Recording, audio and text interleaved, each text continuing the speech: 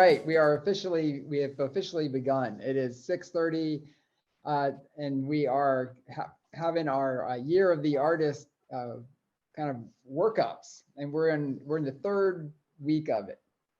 And let's see here. I do want to mention, I mentioned it each time that we are kind of going by the Americans for the Arts. They have a little kind of curriculum, and it's a resource guide, and I have a link to it on our site. But I'm really finding it helpful. It is really helping to shape these conversations. So I do want to give a shout out to that.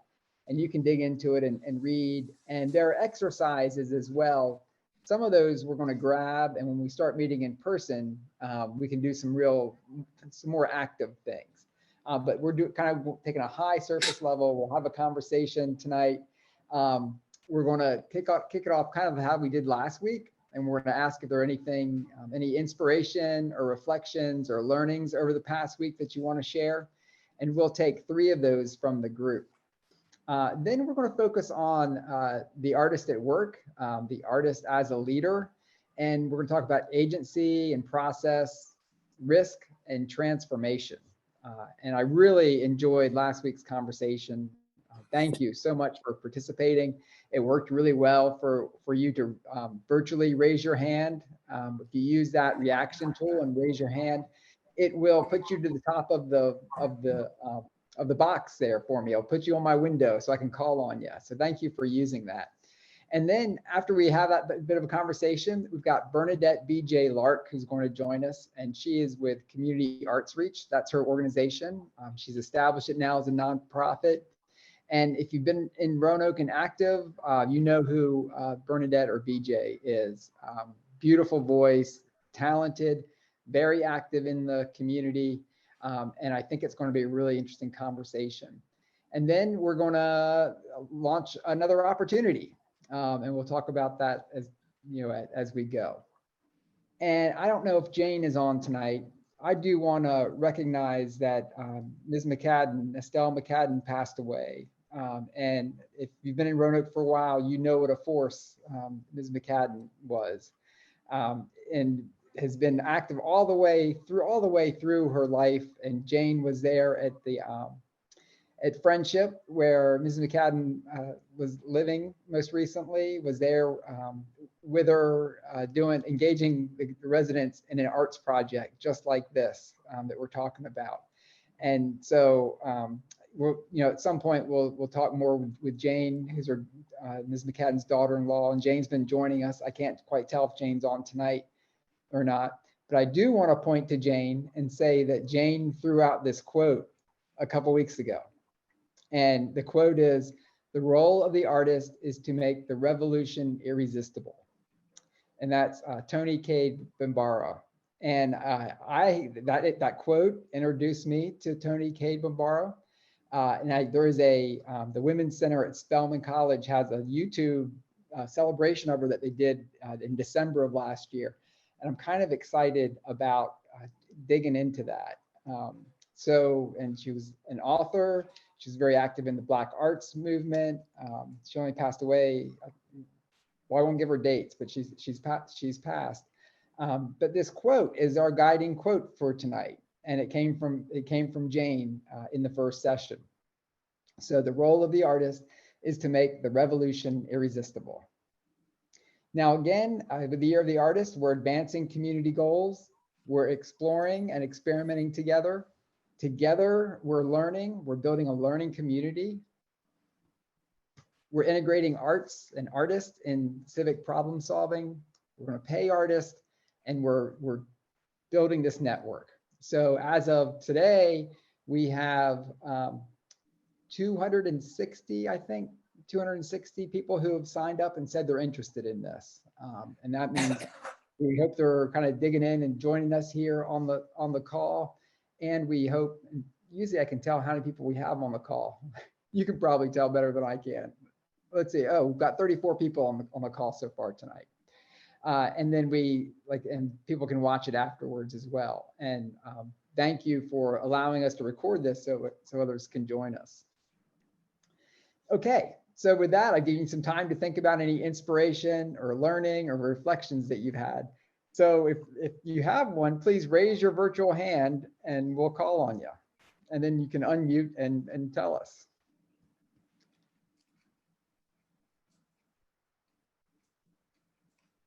And Vicky just put one in the chat. Oh yeah, can if you're willing to, if you can unmute and tell us a little bit, just give us a couple of reflections on that memoir. Okay, I don't know. Can you see me? Sure can. We can see you Can and you hear hear you. me? Yep. All right. So I stumbled upon his memoir in the public library, and I wasn't familiar with him as an artist, and it was a very fascinating read.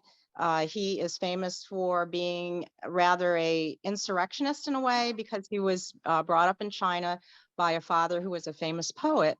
And unfortunately, the Chinese government in the communist way did really try to deter both the father and the son from questioning and from living a life of freedom.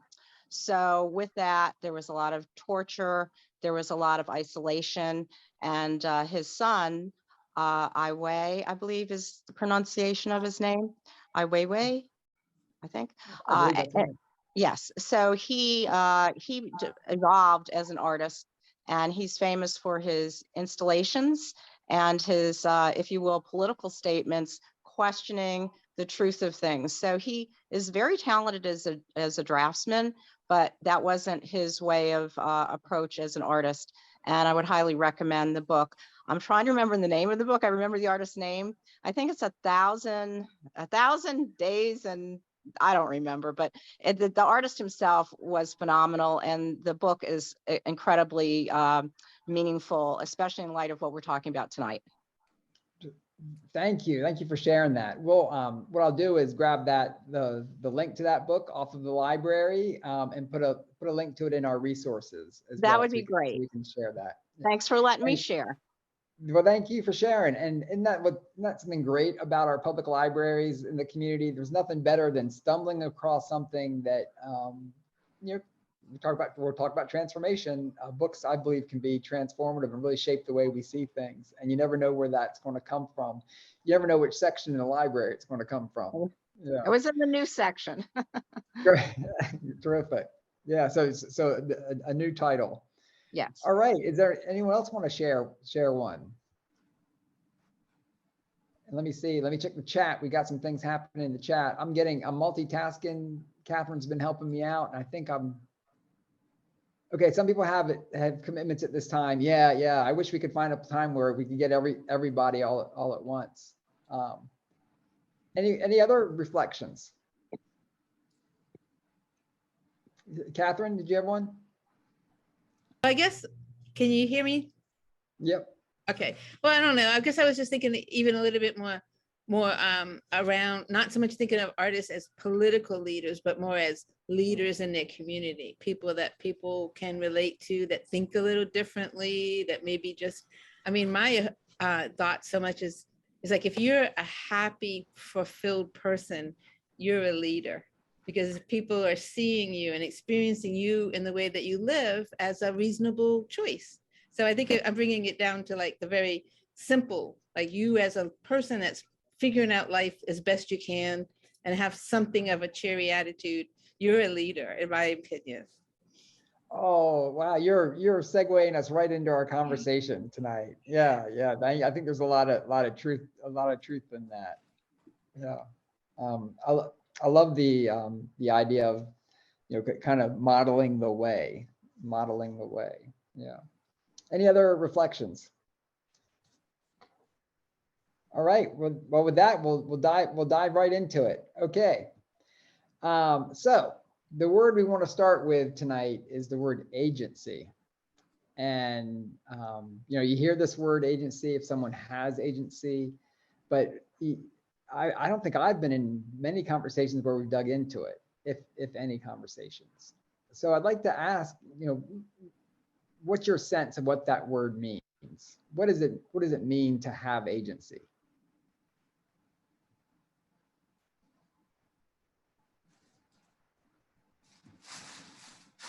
I would say, Douglas, just the ability to act on something you see as needed or wanted. I'm Katie Trazo, by the way. Great, thanks, Katie. That sounded spot on. That was terrific. Anybody else want to add or complement that definition?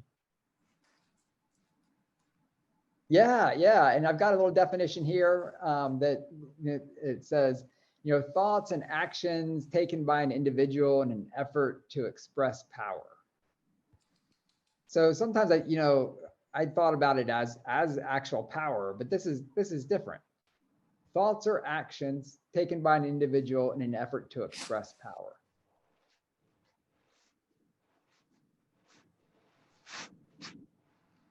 What does it look like for an individual to have agency?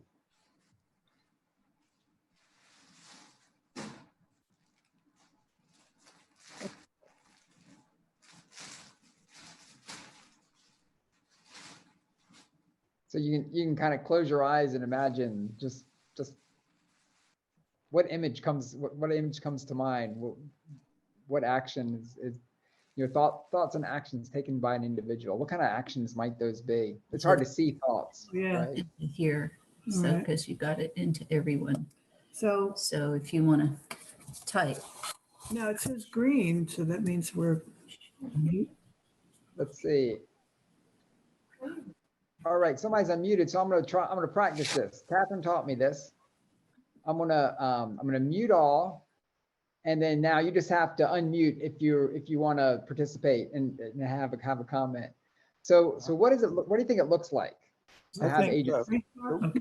the word Great job. influence sounds better to me than whatever word it was that you used. To have agency doesn't necessarily have to have power to it, but influence is a form of power. Okay, influence is a form of power. Yeah, so they're using thoughts and actions in order to influence people. Yeah, that sounds right. And it's interesting, again, in that definition, it was kind of like thoughts and actions taken by an individual in an effort to express power, and we could exchange that with to influence people. But it's the thoughts and actions taken in an effort to, not necessarily even influencing people, but being able to take that effort. So it makes me think if someone doesn't have agency, they don't feel that they're able to take that effort.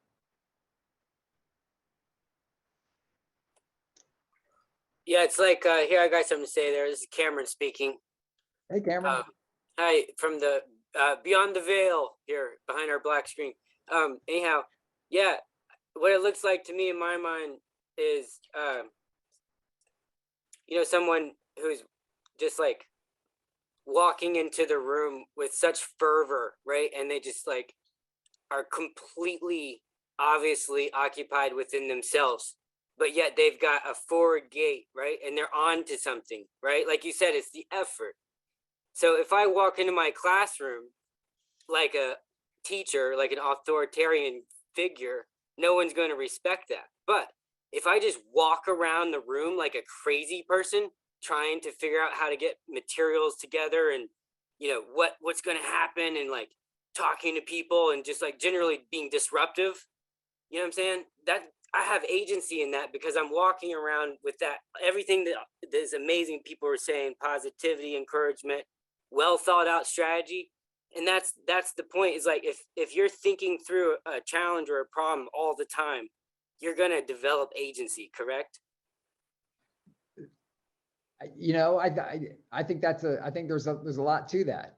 So if you think through a plan, it seems at some point, in order to really to keep going, you've got to try to implement that plan and have some success.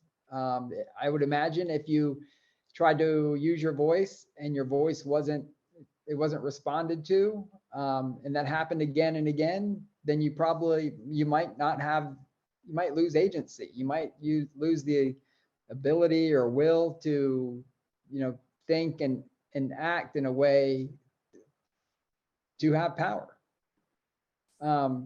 We have Yeah. a term that we're familiar with. We all know about foreign agents, and sometimes being an artist is sort of like being a spy in foreign territory. Yeah, I love that. I really like that. Yeah, the Yeah. superhuman approach for sure. Yeah, we're gonna keep digging into that area. So Charlie's taking us there. So the next question was, what does artist agency look like? Or what does that mean to say artist agency? What does it mean to have agencies as an artist specifically, do you think? I wanted to step back and say that I looked up the word, and it also says intervention. So I thought that was an interesting term that might embrace what an artist does. Wow, intervention. That is a good word. And you think about, yeah. Give me an example of that, Susan, when you think about that. I think the painting down Campbell Avenue was an intervention. It was a way to stop a train that needed stopping. Oh, yeah, really, really good example. And the individual artist thinking and expressing, grabbing some power and closing down the street and working with the city in order to do it. That was agency. They really did something, that group of young leaders. Yeah, an intervention. So, part of that, especially for the artist, it seems is, that kind of the creativity. And Charlie just mentioned kind of a secret agent or a spy coming in the room. And what other characteristics of an artist do you think of when you think of an artist expressing agency? Or what do they bring into the room when they're a secret agent or a undercover? Well, as long as you're able to actually cross borders, you can actually like cross over into a different. If you're trying to talk to like a business person and you're an artist, there's a different mindset going on, and you are bringing different things to the table because you don't see the boundaries, you don't see the lines in quite as clear a way as everybody else seems to. It's the cross to bear as an artist, I think. Yeah, interdisciplinary, the border crossing, being able to see connections where other people might not see connections, the ability to break out of those silos, thinking, when we think about thinking creatively, everyone has a different creative process in a way.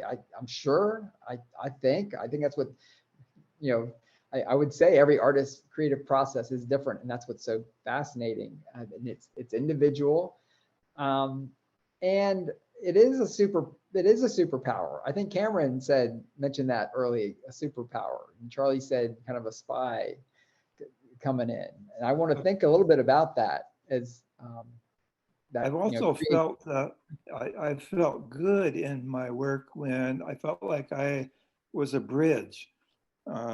And I think a bridge is kind of another image that comes to my mind as doing something in art that makes me feel good. A bridge, yeah, and we use that a lot, and that's kind of like that table metaphor we talked about last week or 2 weeks ago, and we hear that a lot. But when we really think about what that means to bridge, what are you bridging? How are you bridging? Is it, are you helping people see things in a new way, in a common way, together differently? Yeah, so bridging, the interdisciplinary aspect. So that creativity, if we think that, well, yeah, that's the creative process, and maybe that is what you bring when you come to the table, and it is often dismissed, or not valued as much. Like people in my day job, like my old boss would be like, oh yeah, you're really creative. You bring some creative energy. Like, and I think it was of value, but it felt a little bit extra. Like it was, the things I was doing sometimes or asked to do were a little bit extra on top, not integrated into what we were working on. But that was a bureaucracy, right? That's working for the state. So sometimes we've got to focus on that process, and help others focus on that process. Seeing things differently, bridging things that hadn't been bridged before, breaking down silos. And that takes some risk. And it's also, there's a lot of that noise we talked about last week. The noise can be stereotypes. The noise can be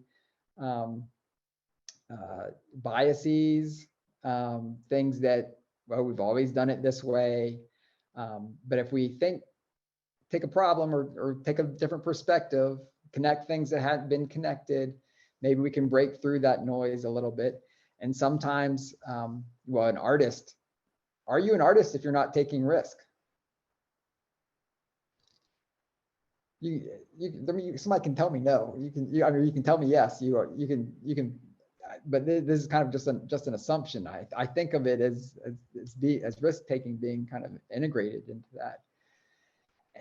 Catherine, did you? Yeah, I just want to say, can I say, part of when you were talking about the art, if you are a person who has imagined something that didn't exist and you made it happen, that's really empowering. Something exists that didn't exist before only because you did it. So I think that's on a personal level, that's really empowering. And I think what that can bring to any other situation is understanding that whatever we're working with, somebody made that up. Somebody created that situation, and it can be changed. It can be different. It can be tweaked, or it could be improved upon. So I think realizing that things are not set in some concrete, this is the way it is something that comes a little bit easier when you yourself have made things happen that didn't exist before. Yeah. And that must be kind of part of the that quality that makes you once you do it once, you want to do it again, and you want to do it in other ways. And once you've applied it in this part of your, this project you're working on, okay, what does that mean about this over here? But I've been in part of groups where it didn't feel like there was a willingness to change, or that there, and there are cases where, and it's easy to say, oh, especially if you're an artist, if the people,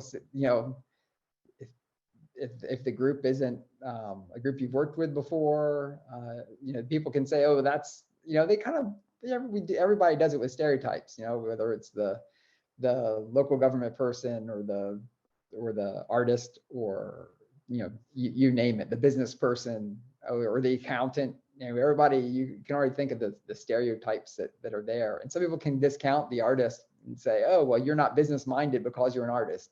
Well, baloney. That's not true at all. If you're an independent artist, you are a business. You're running a business. So Kyle, I saw you had your hand up, and I can see a little bit of chat here. How do you get people invested in your creativity and ideas? We're gonna be digging into that. Vicki says a good artist takes risk and makes it happen. It causes people to question, or causes people to look within as a result of exposure to your work. Yeah, it's all fun. It's all fundamental to being an artist. It seems. Okay, so. But I want to focus on that process part. So the creative process that is unique to you as an artist. And we focus so much on product, on the outcome.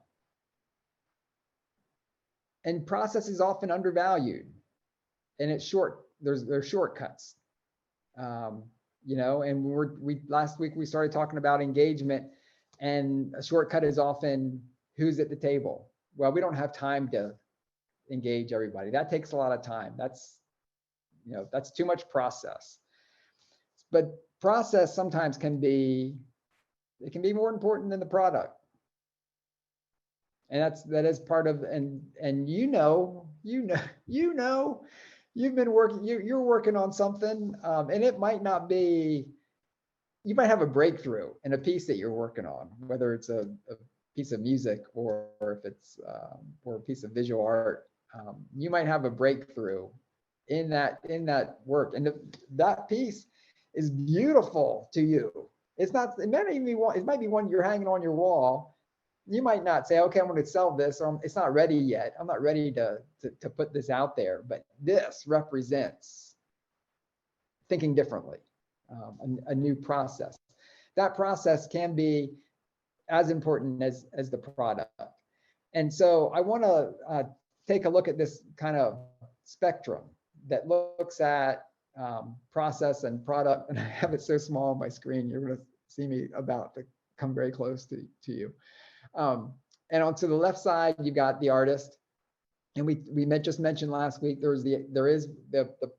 you can, as an artist, you can work on a piece of public art that you create. You go through a process yourself, and then you place it in the community, in collaboration with the community.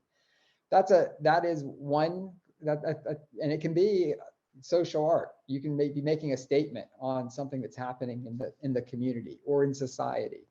You place it in the community, you work on it on your own.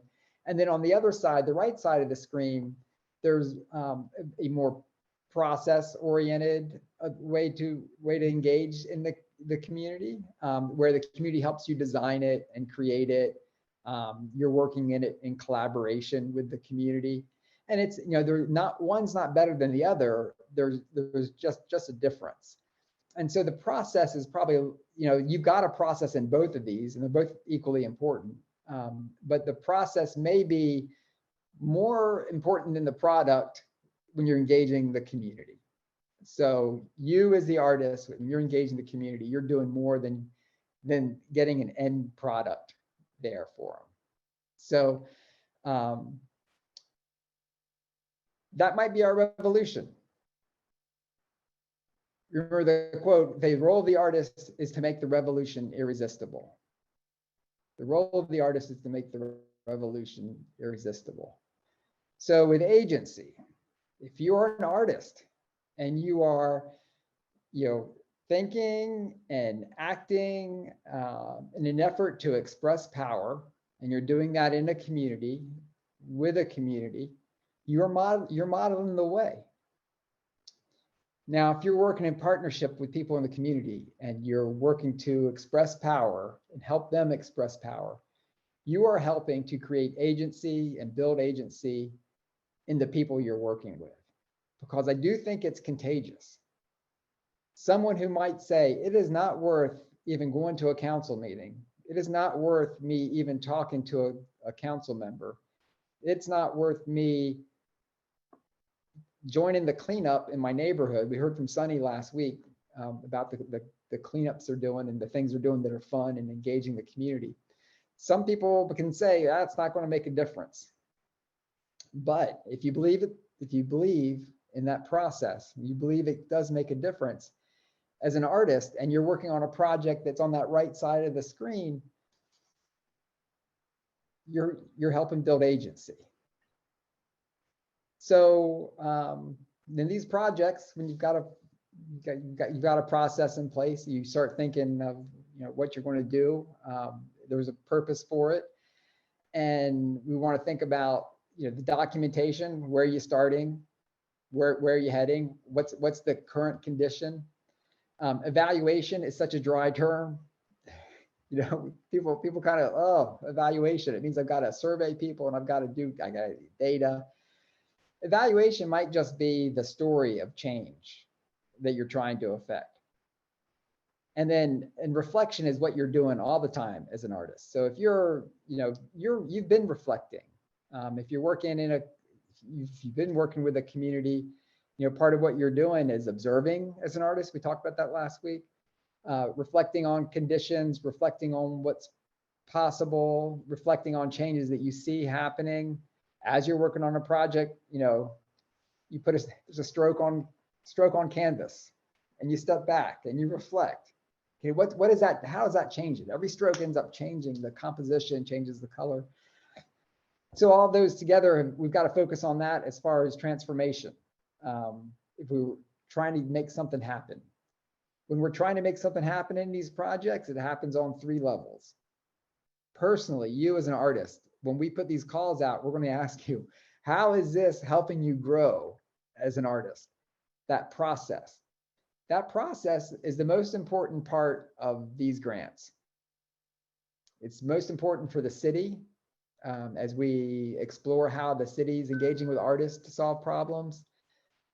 We're going to learn and grow and change. I'm convinced we're not going to be the same when we get done with this. The grants that are really operational grants for individual artists.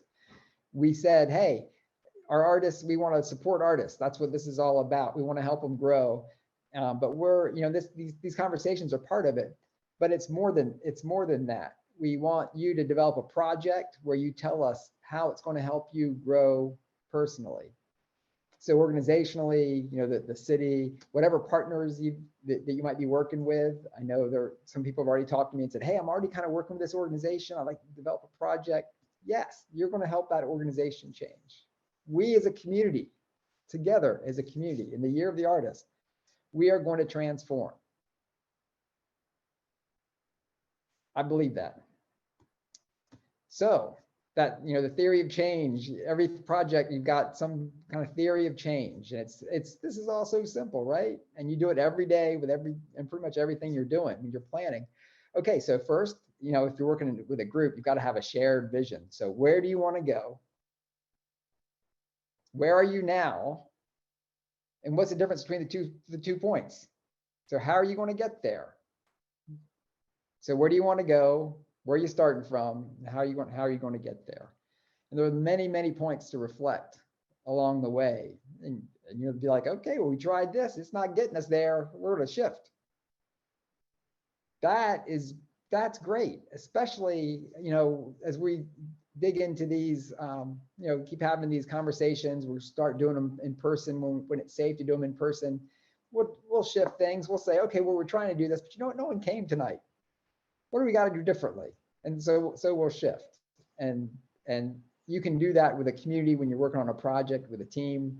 But you know, you model in the way. Okay, folks, here's where we're trying to go, and here's where what I thought we could do to get from point 1 to point 3, but it's not working. What do you think?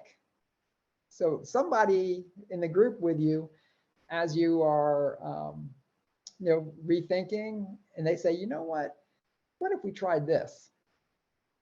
Okay, it may have been hard for them to even say that. How do we, let's try this differently. That might've been a big thing for them to even say that. It's possible. But then when they say that and you listen and you shape the project that is, you know, I say your project, that's a plural your, it's yours in the community because you're on the right side of that in the case I'm thinking about right now. When you change your project and that person had an impact in changing it, that's going to help them want to do more. And then, you know, whatever that project is, when it's come to life, there are fingerprints on it. All right. Bernadette, BJ, are you on the call? Hello, yes, I am. How are you? Excellent. Let's see. Let me see. You're not popping up on my screen. Do you have your video on or? Yes, it's on. Okay, I gotta find you. I gotta find you. Hello, everyone. Hi, Katie. Okay. I'm guessing that the recording's gonna get you. That you're the most important thing for the recording to get. And I want to talk about Bernadette, and you have seen her sing, and you've seen her be active in a number of ways. Every time I see her, it's something of importance. She's very active in the community. And Bernadette, we didn't talk about what we're going to, I didn't share that discussion we just had with you prior, but I just felt a conversation with you would be perfect to kind of dig into this a little more deeply.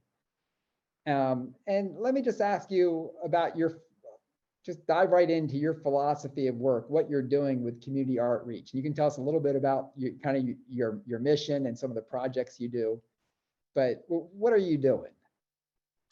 Yes, with Community Outreach, it is critical that we believe every single individual holds value and they all have the ability to create goodness.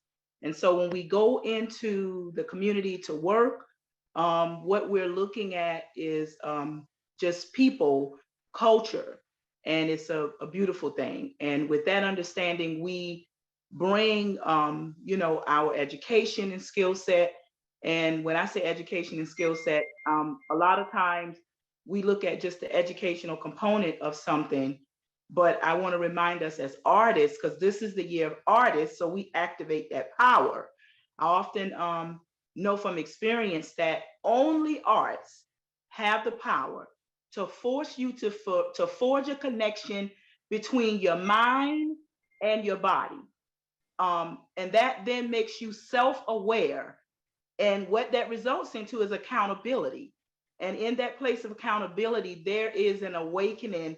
And that is the beauty of arts, not just education, but arts have the power to do that. And so when we acknowledge, that there is an awakening, that is what's going to force that change. Far too often, people bring their education, but if you bring the education and with a closed mind, you're not going to leave changed. You bring your education, but you also notice that the influence of the arts around us, no matter what it is, it forces us to forge that connection where we can acknowledge and become self-aware. And I know for me personally, through Community Outreach, we envision, like you were talking about, what is it that, where we're starting at and where do we want to connect with, or where do we want to go? We just want to see safer, livable communities, more accessible communities. And in order to do so, we realize that we have an opportunity before us, especially with the Year of Artists, to activate that power of arts. Oftentimes, when I get calls as an artist in the community, I realize that the people that are contacting us kind of see us as that dessert on the menu. But I'm here to tell you my life lived experience as an artist. I just happen to have an MBA, because I noticed someone was saying that it might be hard for that business-minded person to kind of think like an artist. Well, I've just studied business, but I grew up cultured, very cultured in South Carolina. The arts is that thing that I've experienced firsthand from the Geechee Gullah culture people, which is what I was born in. I understand the power of arts in that way. But back to the point I was making, oftentimes when people call on artists, they're thinking that you are the dessert to the meal. No, we are the entree. We're not the dessert. Nothing happens that's going to force the kind of change that we want to see as artists without what? Ensuring that that element isn't missed. So it's not just the dessert, we're the entree. It's that thing that is necessary to bring about that force that we were speaking about, to forge the awareness. Almost a thing of if you can vision it, you can feel it, you can actually get your feet and hands to moving and actually begin to do it. So it's so much I can say about Community Outreach and our passion behind what we want to see happen in communities. But we are working because we believe in the power for everyone to create goodness. We believe in that. Beautiful. The power for everyone to create goodness. And I love, I'm going to use that. The artists aren't the dessert. They aren't the dessert. Yeah. And we were I was in a meeting this morning with the city manager explaining one of the pieces we're going to push out next week, I think, is when we're going to announce this one piece. And he said, and these projects, we're at the very beginning, the very, very beginning of it. Okay, if you can get an artist in as a part of this project from the beginning, it's very different. someone called the other day and they're like, well, we're about to finish this project. We want to throw some art on top of it. Like, what would have happened if you had brought in an artist when you were designing this, it was a big, expensive project. But BJ, let me ask you just to describe, and you can pick any one of your many projects that you've done recently. One project, and talk about what you wanted to change with it, what your theory of change with it was. Yeah, You have to often, describe the project first. Yeah. yes. So we have a outdoor project that is one of our more recent projects. It's called From the Ground Up. And there's a short story that I like to share with that. In community, we have elders and we have youth, and it's a fusion of family and all of this good stuff. And I learned a few years ago to stop and ask who's missing. That question is critical when we're talking about change and being change agents. If we don't recognize who's missing, then it's kind of the same folk always showing up, probably discussing the same things and always ending up with the same results. And we're a force for change. We're a force for goodness. We're a force for good works of change. So I call this story the vegetarian chili and cornbread story. So what happened was we were looking for who was missing in a project where it was very youth oriented. And one of the elders just was like, nope, don't want to hear it.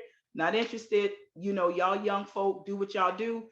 My mind is made up. So what I realized in recognizing who's missing, this person had a skill, several skill sets, but the art of culinary arts, and they could make good vegetarian chili and cornbread.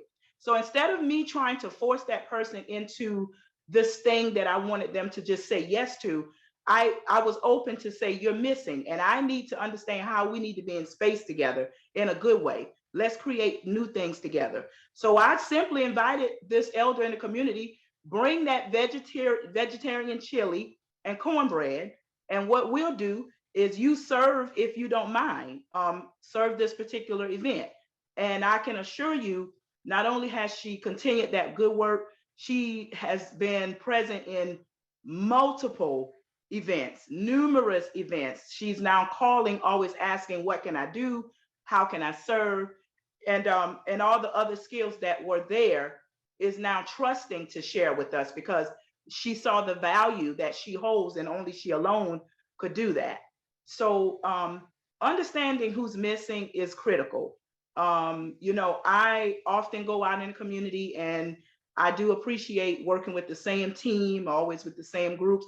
But when I see those individuals that's missing, I'm learning to go to where they are, because if I really want to see the power and influence that I believe we possess, I do believe we as artists have the ability and the responsibility, I know I do, to push the field to be more inclusive, be more impactful, and also never forget the goal of safe communities, accessible communities.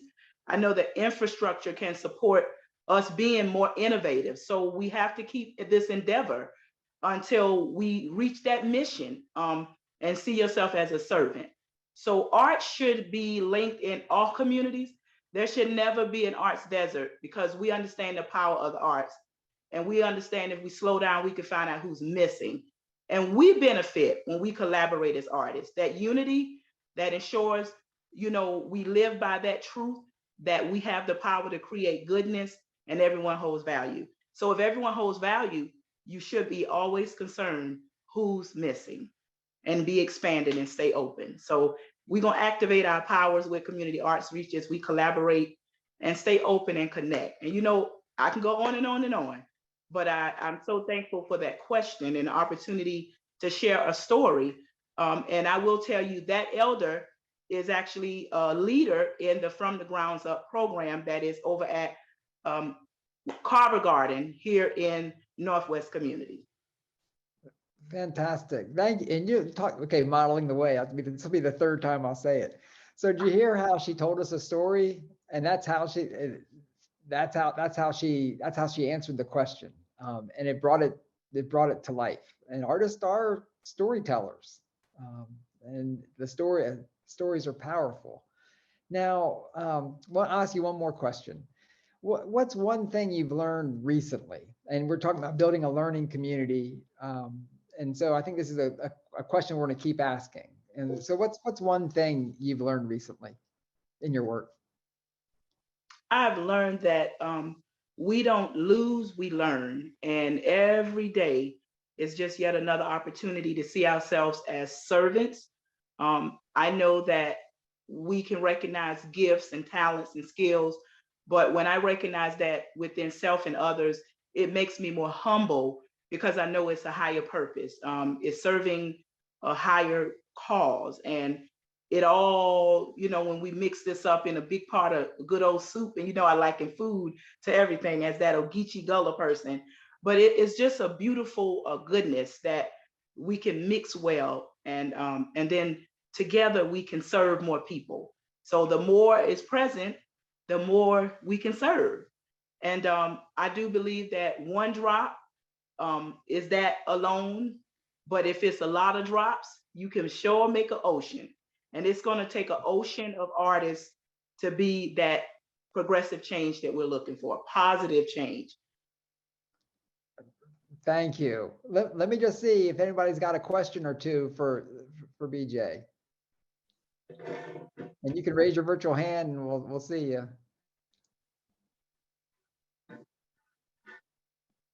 Well, I gotta give a shout out to the event you did in Wasena Park. Very community oriented event, late in the fall, just super well organized, many voices. Yeah, I'm looking forward to the next event that Community Arts Reach does. But what's the next event? Yes, so we have Arts Pop, where we will be in collaboration with other culture arts groups at the Taubman, and that's coming up, I believe, March 4th through the 6th. And just to give you a very special thank you, Polly, I believe I saw her on the call tonight. Polly was one of the just great visionaries that work with Community Arts Reach regularly, and that Weave-In project over at the park. She knew she could connect with you and we could get that done. So I can't express the gratitude and thankfulness for that outdoor project that brought so many people to a fence outdoors during this pandemic to participate in a community project. So hopefully we will see you all at Arts Pop, Taubman Museum. We will be featuring Sankofa. It's a Ghanaian bird, a symbol in the Afrocentric culture. And we will have our activities there, as well as a 30-minute performance that will be music, drums, and storytelling, as well as singing. Thank you. Thank you very much. Yeah, March 4th through 6th. I'll be seeing you there. Yeah. Well, everybody feel free, you can unmute, and we'll give Bernadette a round of applause, not just for participating tonight, but for the work that she's doing in the community. Thank you.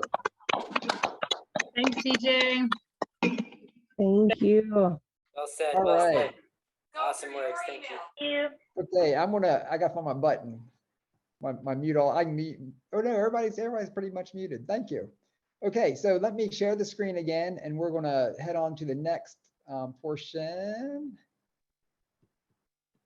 All right, and I'm trying to get better about tracking the chat. And sometimes there's some side conversations happening in the chat, and sometimes there's some very relevant to what we're saying now. And I'm just going to go backwards with the big thank you to BJ. Love Arts Pop. Looking forward to seeing some great people there. Yeah, let's really make this a celebration of the arts in the community. A grain of sand. My grandfather used the grain of sand. Love the image of the ocean. Polly says, thank you. Vicky's asking about Mary White's watercolors.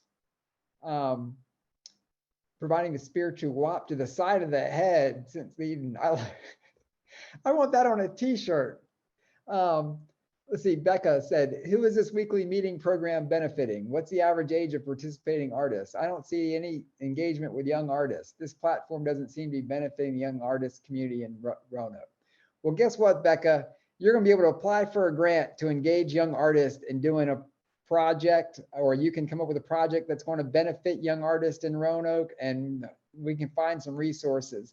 And if you have any thoughts on how we can do this better, hopefully we can do it at a brewery one day in person, or somewhere that's more friendly to young artists.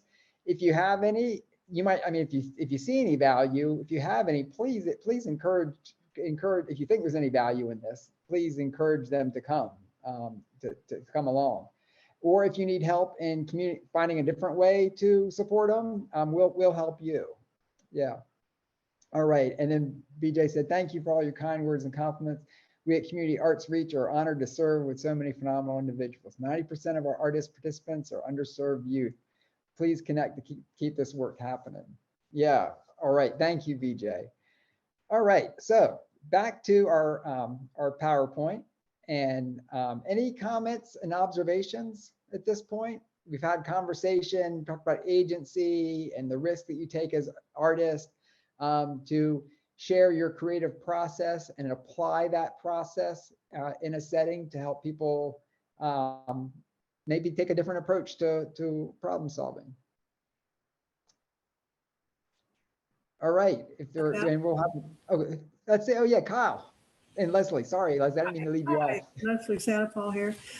This is my first time at your meetings, but I have been following you in your podcasts. What BJ was saying, I think who's missing, that really meant something to me. Who is missing? And I had been thinking about this earlier, and I thought, well, a lot of the times the working people are missing, not the children, not the retirees, but the people in the middle who just don't seem to have the time to engage in something like this. And I would like to see us try to reach out to them.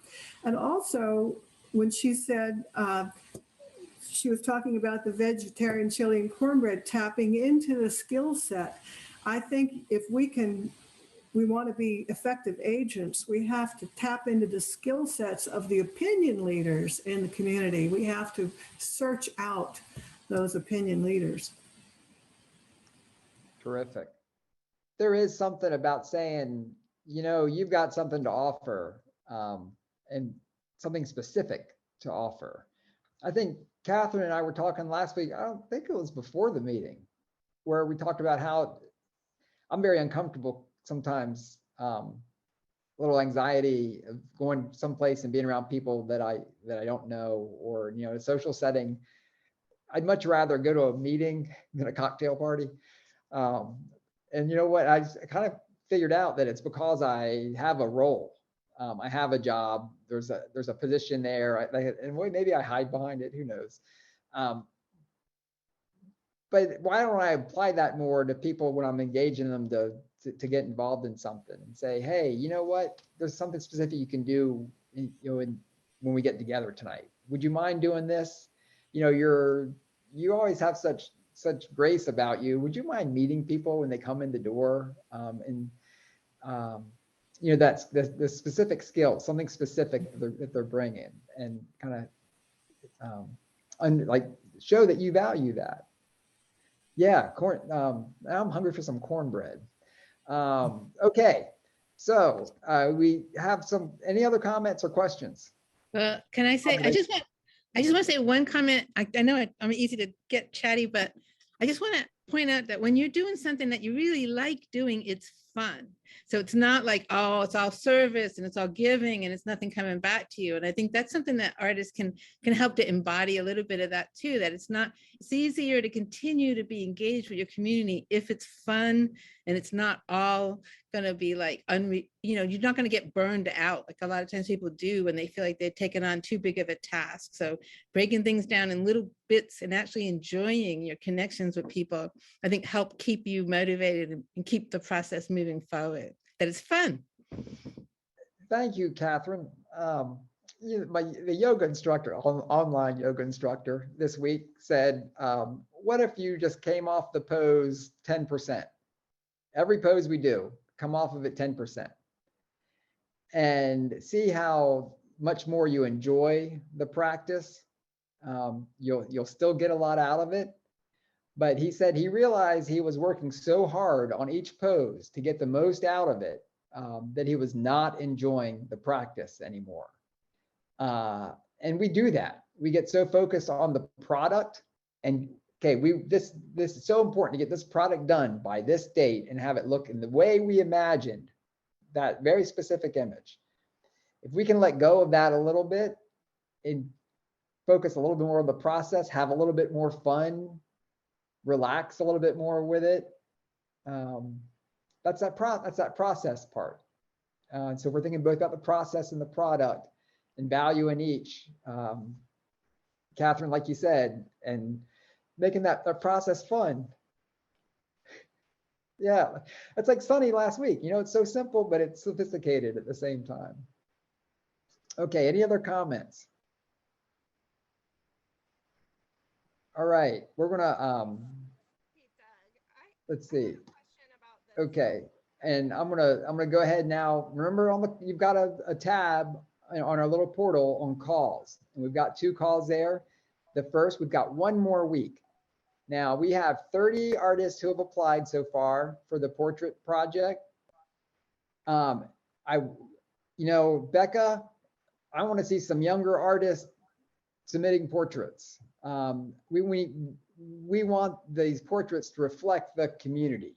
I am not the best person. I hate saying I'm getting to be an old man, and I might not connect. I will certainly won't connect as well as you do. So grab your friends.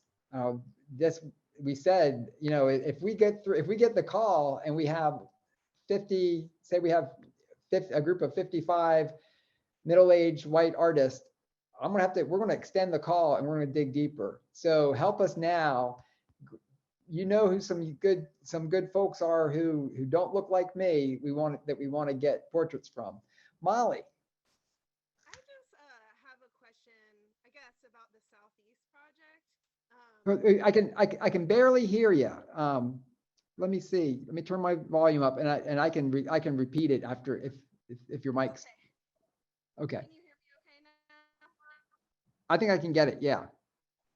So for the Southeast project, it's really interesting, but a bit overwhelming. I feel like I'm not qualified enough for a lot of what they're asking for. Did anyone, I think Catherine had said that she might be interested in like working in a group. Has anyone reached out about that? Should I email you? And I have ideas, but it's above my skill set. So I don't know if I should let this one go or see if anyone else is feeling that way right now. So Molly or Catherine, Molly's interested in potentially partnering on the Southeast project or exploring with a group. If you've got a group that's kind of forming, you want to respond? Well, yeah, I can just say, I thought about it too, and I got a ton of ideas also that I have no expertise or capability of doing. So I actually ran it by Sunny, and we may just I don't know how to do it. I'm not the best organizer, as you may know, but I'm thinking we might just I might just mention it on Facebook, like, here's this call. This is way more than I can do. Who else wants to sit down and maybe even just start a Facebook conversation, because the deadline's coming up. So we can't do a lot of brainstorming.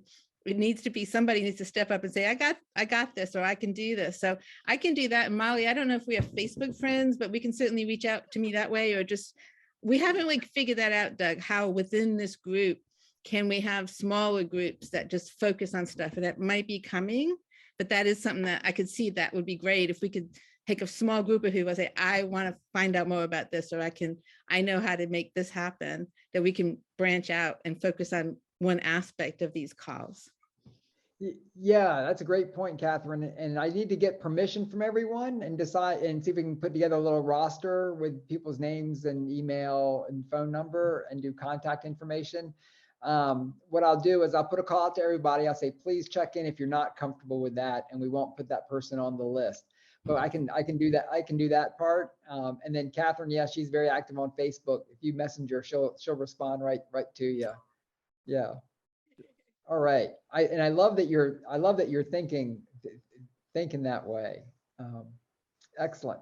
Okay, so we've got that. We've got those 2 calls, and yes, the Southeast call is a larger project. And we're going to have many different levels of opportunity. So we are starting with the portrait project, which is a smaller opportunity, and then we're going to have different levels. So at some point, we'll have a call where it'll be right sized. You can size it for you. And I like thinking it doesn't matter. And Helen Dean's on the call, and we were talking today about the work we're doing in the community around DEI, diversity, equity, inclusion. And we're talking about how, in a way, the people are at different levels, and if we're engaged in learning and trying to improve, what matters most is the differential, like where we're headed, the progress we're making. It doesn't matter where you start as much as that we're growing to the next level. So a small project can be super beneficial, and you can learn a whole lot in a smaller project. But the Southeast project, it can be several, and I didn't make that clear before, probably. It can be several small projects that we piece together. It doesn't have to be you don't have to apply for a $20,000 project. You can apply for one piece that might be a few $1,000s. And then, and it could be that the panel ends up saying, okay, it's a menu. We'll do this, this, this, and this, or this, this, and this. That's kind of how we did it last year. So if you see a small piece of that you're interested in, apply. That's a great application. And it can just be one of, we had a whole list of things we'd love to do with that project. You can just pick one of them. It could be celebrating the Native American culture and the indigenous people. Liz Stallings, you have a question. I do have a question. I couldn't figure out how to raise my hand. So it goes back to talking about working with people and how do we work with people. What I'm curious about, I wanted to mention that I am artistic and I love to organize artists and keep everyone on deadlines and keep lists and people on track. I also like to network the right people together in projects on a lot of different mediums, whether it's music or art or public art. And so I like to know what people do, what their specialties are. That would help me working with other people, what types of mediums they work with, any of those types of things in a directory that I could access, and maybe others would find that helpful too. Liz Stallings, we need to have a conversation. Yeah, really. Okay. Yeah. Okay. We need to have we definitely need to have a conversation. Yeah. I would love to. I've been waiting for years. Okay. Yay. Okay. Cool. Yes. Awesome. I'm ready. We're gonna make something happen. Okay. Any other questions on these two calls before we go to our next call? Okay, and we're at 7:33. We'll have this wrapped up in just a couple of minutes. Our next call is a very simple one. It's called Inspired, and it's Cultural Experience Grants for Artists.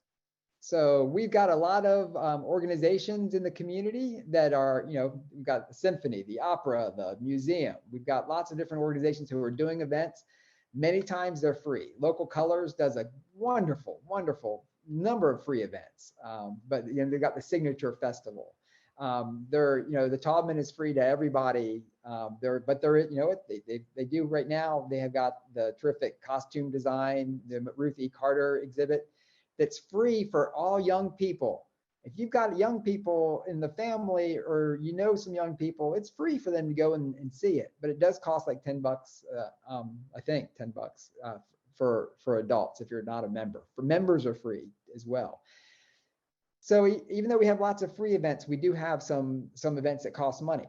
And there's going to be some really interesting things happening this spring. The opera is going to do a really interesting talk back, and they've got the song cycle from Lawrence Brownlee. And so sometimes things cost money. And so we want to make it available to you if you have, and because we think it's important as part of your creative process, because you're breaking boundaries, right? You might be a visual artist, but going to the symphony might unlock something for you. Also, these organizations are doing events that are connecting with community good as well. So you might want to explore some of how they're doing that.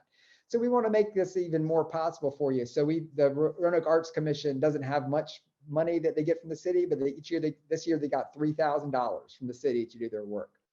They're taking that $3,000 and they're saying, we want to make this fun for artists to go to events. So each artist who's participating in this, if they have an event they want to go to, we've got, we'll see how many we can do with $3,000. The cap is going to be $100. You can apply for one grant for up to $100. You can get 2 tickets for a show. And then if you need $20 to help pay for the sitter or for transportation or to grab a snack after the show, we'll throw an extra $20 in up to that $100 level.